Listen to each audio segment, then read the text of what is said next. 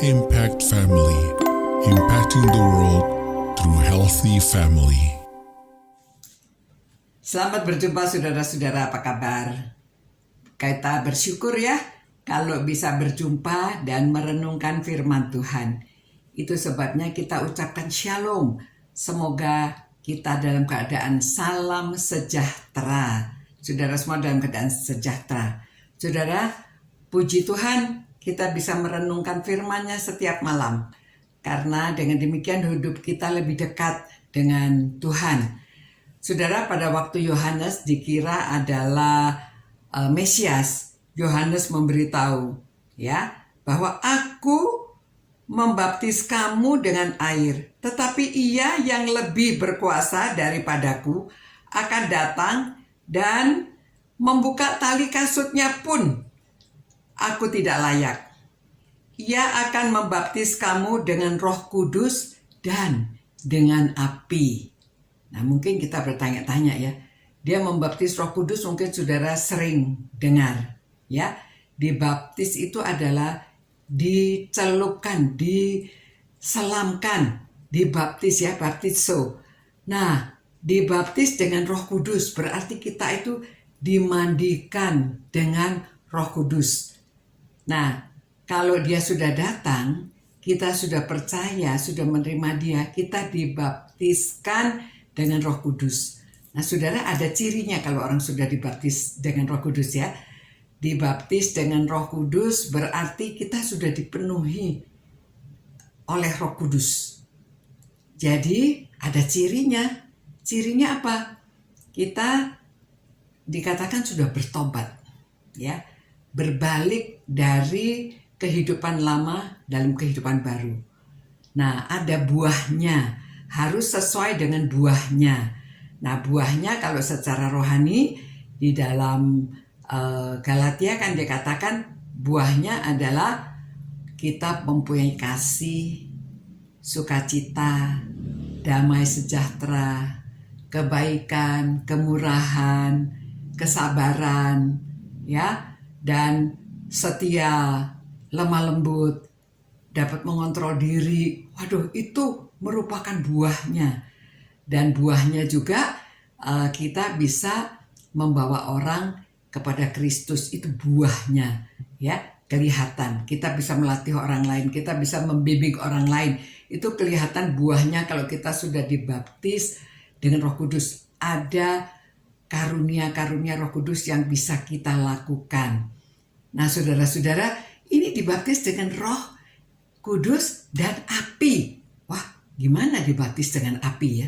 Bahwa kita itu on fire, menggebu-gebu gitu ya.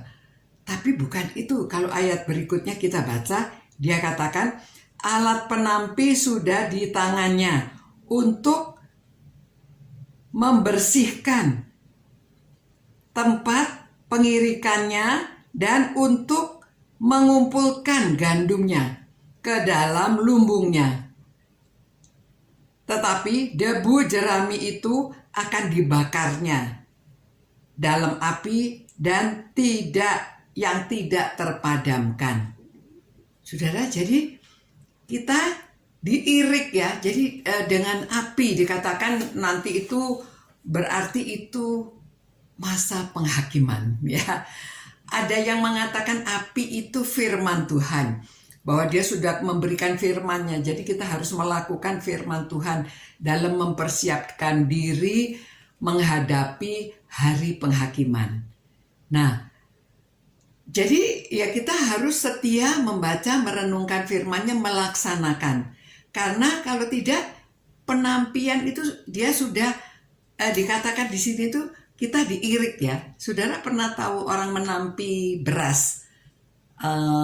Dulu waktu saya masih kecil ya, karena hidup di daerah zaman dulu ya, walaupun hidupnya saya di kota ya, di Surabaya, tetapi orang tua masih menampi ya. Kalau beras itu ditampi ya, ditampi nanti sekam-sekamnya itu bisa minggir saudara. Jadi berasnya itu bisa kumpul sendiri ya, itulah ada tekniknya ya, diputer-puter gitu, ditampi. Jadi dia katakan nanti kalau yang tidak terpakai itu akan dibakar. Nah, di situ apinya ya. Nah, di Yerusalem itu ada tempat pembakaran namanya Gehenna, dan itu apinya tidak pernah berhenti. Itu sebabnya digambarkan seperti itu, apinya tidak berhenti. Dan saudara, bukan nakut-nakutin ya, tapi ini firman Tuhan yang mengatakan demikian. Jadi kedatangan Kristus itu kita akan dibaptis dengan Roh Kudus dan api.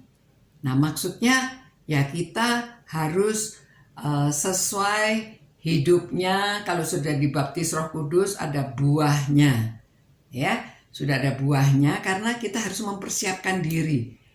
Jadi kita paham akan firman-Nya, kita membacanya, merenungkannya, melaksanakannya. Karena kalau kita tidak melaksanakan akan ditampi, jadi disisihkan. Yang tidak terpakai itu akan dibuang dan dibakar di api. Saudara, memang ngeri sih ya. Tapi bukan karena itu, karena pengertian kita, karena pengetahuan kita, itu sebabnya kita selalu merenungkan firman Tuhan dan kita mau menjalankannya. Ya, ibu, bapak, opa, oma, kita semuanya anak-anak taatlah pada firman Tuhan. Kita tetap setia kepada Tuhan, cinta Tuhan. Kita juga mencintai firman-Nya dan kita harus melaksanakan cinta sesama. Oke? Ya, mari kita berdoa. Terima kasih Tuhan atas firman-Mu. Biarlah firman-Mu ini memang benar ya Tuhan, supaya kami mau melaksanakan. Terima kasih Tuhan bahwa Engkau membaptis kami dengan Roh Kudus dan dengan api. Biarlah kami diingatkan untuk tetap setia padamu dan melaksanakan firman-Mu. Dalam nama Tuhan Yesus kami berdoa. Amin. Selamat malam saudara-saudara. Kiranya saudara bisa istirahat dengan baik dan saudara diberkati, dijaga oleh Tuhan selalu. Selamat malam, selamat istirahat. Ciao. Impact Family, impacting the world through healthy family.